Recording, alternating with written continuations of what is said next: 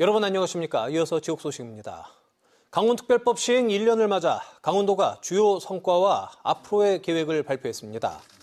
주요 성과와 계획으로 농업 분야에서는 도지사의 9개 농촌 활력 촉진지구 지정과 농업진흥지역 115만여 제곱미터 해제를, 산림 분야에선 고성 통일전망대 일대 산림이용진흥지구 제1호 지정과 강릉 하슬라 랜드아트 등 5개 사업 검토를 포함했습니다. 환경 분야에선 기존 환경부 장관의 권한을 이양받아 도지사 8건의 환경 영향평가를 처리했거나 진행하고 있고, 군사 분야에선 12.9 제곱킬로미터의 규제를 풀었고, 고성과 양구, 철원의 16.15 제곱킬로미터의 규제 해제도 국방부와 협의하고 있다고 덧붙였습니다. 강원도는 앞으로 더 많은 규제를 풀고 기회를 줄 수 있도록 강원특별법을 활용하겠다고 밝혔습니다.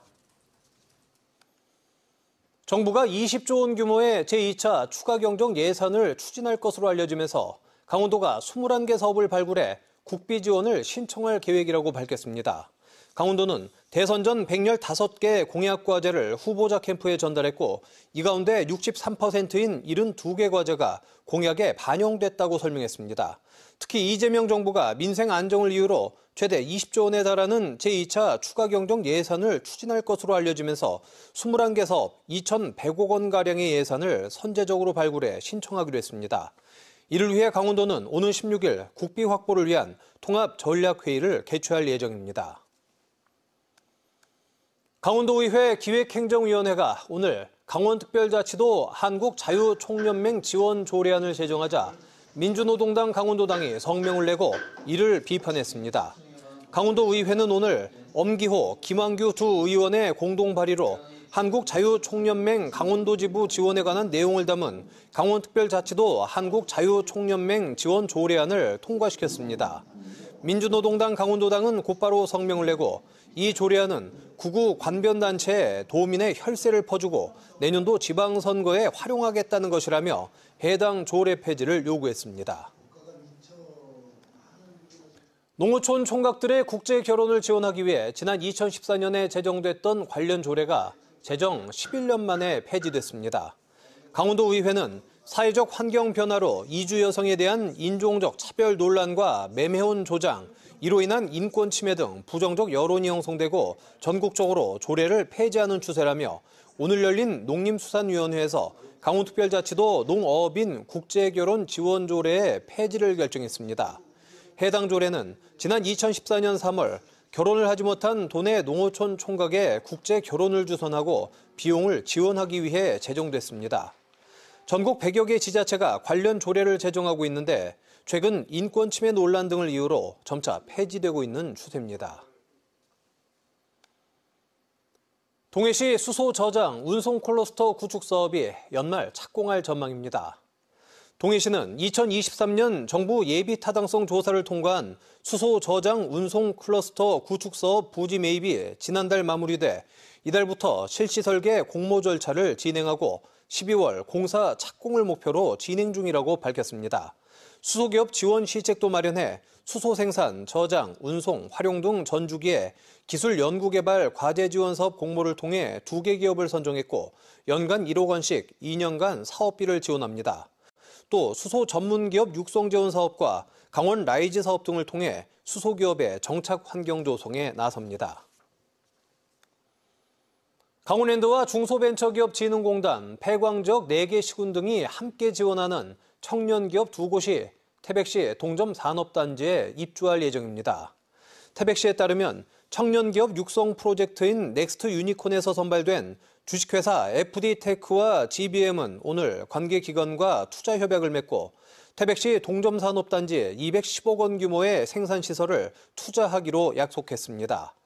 의류 제조기업인 주식회사 GBM은 동점산업단지 9천여 제곱미터에 160억 원, 로봇 전문기업인 FD테크는 5천여 제곱미터에 50억 원을 각각 투자해 신규 일자리 140개 정도를 창출할 예정입니다. 정선 아리랑 창작 뮤지컬 아리 아라리의 창작 과정과 공연의 연대기를 다룬 다큐멘터리 아리 한국의 혼이 베트남에서 열리는 텔레필름에 참가합니다. 한국전파진흥협회는 오는 12일부터 14일까지 아시아 방송 콘텐츠를 집대성한 베트남 텔레필름 2025의 코리아 콘텐츠 빌리지 부스를 운영하는 가운데 아리 한국에 온 다큐멘터리가 아시아 시장 마케터들에게 한국의 대표 작품의 하나로 선보인다고 밝혔습니다. 텔레필름 2025에는 20개국 350개사 6,800여 명이 참석하며 아리 한국에 오는 창작 뮤지컬 아리 RRE의 에든버러 페스티벌 입성까지 1년여의 여정을 따라가며 만들었습니다. 윤석열 정부에서 정치검찰의 탄압과 부당한 수사 과정에 대해 제작된 영화 압수수색 내란의 시작 특별 상영회가 강릉에서 열립니다. 사회민주당 강원도당과 더불어민주당 강릉시 지역위원회가 공동 주최하는 이번 상영회는 내일 저녁 7시 강릉 독립예술극장 신영에서 열리며 이번 영화 제작자인 김용진 뉴스타파 기자가 관객과의 대화도 진행할 예정입니다. 입장권은 현장에서 구매할 수 있습니다. 단풍철과 주말 휴일 등 성수기마다 교통 혼잡이 반복되는 설악산 소공원의 진입도로가 확장됩니다. 속초시와 설악산 국립공원 사무소 신흥사는 오늘 속초시청에서 업무 협약을 맺고 설악산 국립공원 계획환경부 고시에 반영된 소공원 진입도로 확장과 신규 탐방로 조성 사업이 조속히 추진되도록 협력하기로 했습니다.